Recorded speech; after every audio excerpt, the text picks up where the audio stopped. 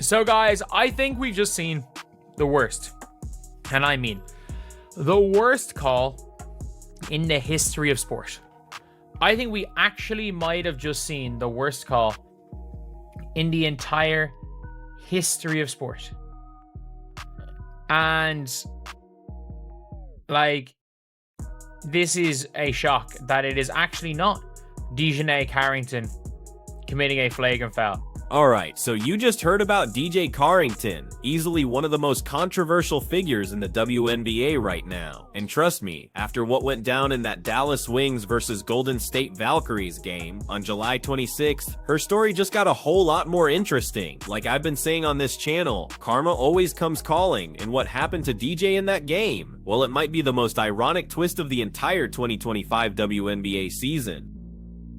That call on DiJonai when Tiffany literally flew over her, wild. And then if you saw Paige's face when it was like, I think like 55 seconds left on the clock or something like that, and the coach was like giving them the next play, bruh. Now, we've been covering the WNBA's officiating issues extensively, but for some reason, Carrington always seemed to dodge the truly egregious calls, right? That all changed on July 26th, and this is where it gets wild. The narrative completely flipped, and she finally felt the sting of the league's most baffling officiating decisions firsthand. Hayes does not look nor play like she's 35. Okay, she be bringing it to them girls each and every night. She got that, acting like that face harness, okay, like to protect her face, her eyes, her nose, whatever that is. She be look like a dominatrix to me. I'd be like, bro, who is that? She looks like, it's giving Scarecrow, or like a Black Raven vibe, okay, like a hawk. Like she looks like a bird of prey, okay? And that's how she plays. She plays like a bird of prey, while the other girls in the court are just worms to her, okay? They are bird food, because she be cooking and eating everybody. You just saw the play unfold, and this is exactly what I mean about a heads-up play turning into chaos. With Dallas down by 3, Salone's deep 3 missed, sparking a scramble, and Carrington wisely pulled back to let the ball roll out for possession. That was a smart veteran move, but then Tiffany Hayes came sprinting full speed, colliding violently from behind into a now stationary Carrington, sending them both crashing down. By any standard, any rule book, it looked like a clear foul on Hayes. So the ball gets swung. Janelle Salon shoots the ball. It's coming out. So DiJonai Carrington is just shielding the ball out of bounds. She's just shielding the ball out of bounds, as you do. And Tiffany Hayes tackles her to the ground. But here's the part that's gonna absolutely blow your mind, and this is why nobody else is talking about the real problem here. The referees called the foul on Carrington. I'm gonna repeat that because it's so ridiculous. It bears repeating. Tiffany Hayes ran full speed into a stationary DJ Carrington, knocked her to the ground, and the referees somehow decided that Carrington was the one who committed the foul. Even Carrington's biggest critics, people who can't stand her, had to admit it was a truly terrible decision by the officials. And was able to draw a foul. I'm like, what is this? I mean, she almost deleted freaking DiJonai. I thought, like, I was really gravely concerned for DiJonai Carrington's life and health. I'm like, did y'all not just see Tiffany Hayes just throw her body up against her and slam her to the ground? This is crazy. Literally slammed her. DiJonai Carrington got pushed into a freaking old white man's lap because of Tiffany Hayes jumping on her like she ain't got no sense. Now this is where the story gets really interesting and where the karma aspect I've been talking about comes into full view. Under normal circumstances, a call this bad would have sparked immediate outrage from WNBA fans, right? Social media would be flooded with criticism of the refs and sympathy for the player who got screwed. But this wasn't a normal circumstance, and DJ Carrington isn't just any player. Skylar's going down for a fast break layup. DiJonai winds up and smacks her across the head, and Skylar is on the ground having a hard time getting up. But this was something where people are saying, okay, DiJonai, this is happening a little bit too much for my liking. These hard fouls, these reckless plays are happening a little bit too much. And I want to show you guys one more play that was also in that game that actually injured Gabby Williams. Now, if you watch here, Gabby Williams is going up for a little mid-range jumper. DiJonai jumps to try to block her, and she comes down to where Gabby Gabby Williams doesn't have enough landing space. So she lands in her landing space, and then Gabby Williams rolls her ankle.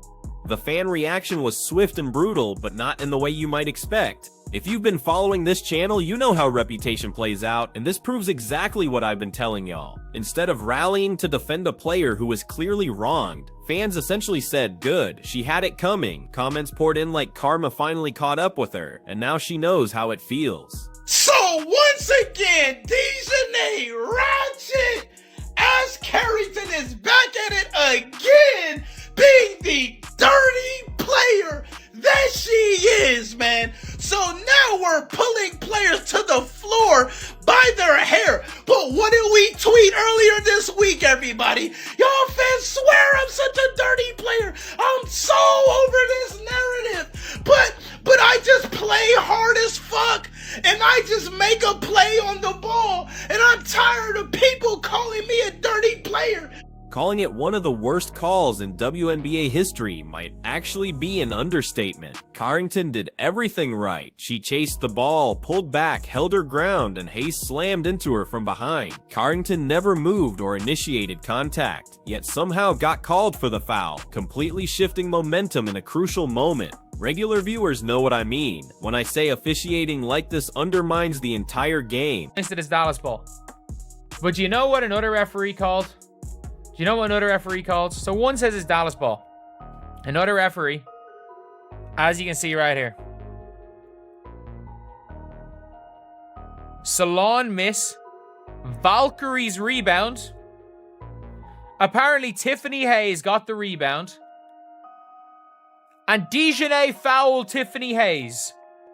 Apparently, Tiffany Hayes got the rebound and got fouled by jumping on DiJonai Carrington. And the beautiful irony of this entire situation wasn't lost on anyone paying attention. Remember when Carrington poked Caitlin Clark in the eye with no foul called, or the multiple flagrant fouls that were later rescinded? She had somehow avoided being on the wrong end of this officiating lottery that's plagued other players all season. But on July 26th, karma finally caught up in the most perfect way possible. DiJonai Carrington, damn, I didn't think it was this bad. She played for 15 minutes. It felt like it was longer. She had 4 points, 1 assist, and 4 rebounds. I'm gonna tell you like why we should have won, okay? When it comes to the biggest lead, the Dallas Wings had 12-point lead. We blew a 12-point lead, whereas the Golden State Valkyries only by 2. They had 10 points over us at the most in this game. 12 versus 10 points. In most cases, when a player gets screwed over by officiating, they can count on at least some level of public support, but none of that happened for DJ Carrington. This proves exactly what I've been telling y'all about how past actions affect current perceptions. The overwhelming reaction was essentially, sucks to be her, but she brought this on herself. When fans are more interested in seeing a player get screwed over than criticizing the officiating itself, it means the league has lost serious credibility.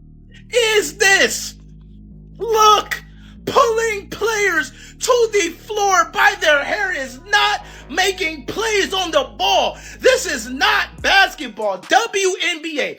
When is she gonna get fined, suspended, or kicked out of the league for this reckless behavior? This is the 4th incident. The Lynx incident, taking out Ariel Atkins, taking out Skylar Diggins, and now the LA Sparks.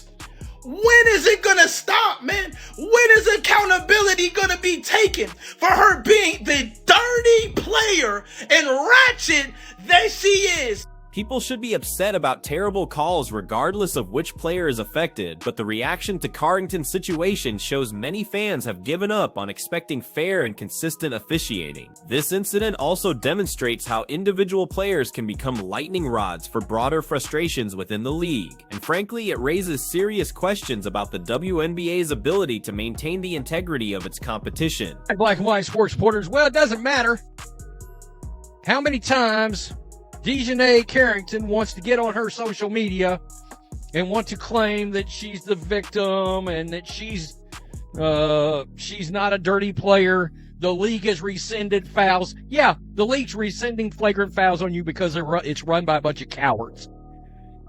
They're flagrant fouls. They're dirty plays. They're trashy plays. Someone's going to get very physically injured. At this point, DiJonai Carrington, forget about it. You won't beat these allegations. So, where does DJ Carrington go from here? The karma moment of July 26th was satisfying for her critics, but it doesn't erase the legitimate concerns about her style of play or her interactions with officials and opponents. If anything, this needs to serve as a wake-up call about how her reputation is actively overshadowing her genuine talent and impacting her standing in the league. Like, that might be, like,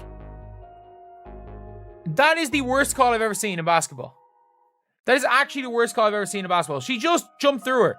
Like, she knew. Like, it is what it is. People will shield or get in the way of the ball and stand there. She just jumped over the back. Worst case scenario, it's an over the back foul. Worst case scenario, it's an over the back. Like, it is at least a foul on Tiffany Hayes, if not a flagrant. The DJ Carrington karma incident offers several important lessons for the WNBA as it continues to grow, and if you've been following along, you know these are the exact points I've been emphasizing. First, officiating quality needs to improve dramatically. Second, the league needs to do a better job of managing player behavior and maintaining consistent discipline. Finally, the WNBA needs to recognize its credibility depends on fans believing games are decided by player performance, not officiating incompetence. Will not. Of course they're rescinding the fouls. That's what this league does. All right? Look, people can tell the difference between physical play and dirty play. And now there's a laundry list of evidence. Look, at this point, DiJonai Carrington should have been suspended, fined multiple times over. Of course they will. Now we're gonna hit you with a flagrant. And then behind the scenes, we're cool. We're going to rescind the flagrant. Throughout this entire saga, the connection to Caitlin Clark has been impossible to ignore. The eye poke incident was the beginning of Carrington's reputation problems. It's truly fitting that her karma moment came in a season where Clark continued to be the league's biggest star, and the contrast between how these two handle controversy couldn't be more stark. Wait until we break down what this means for the league's narrative moving forward, because this is just the beginning.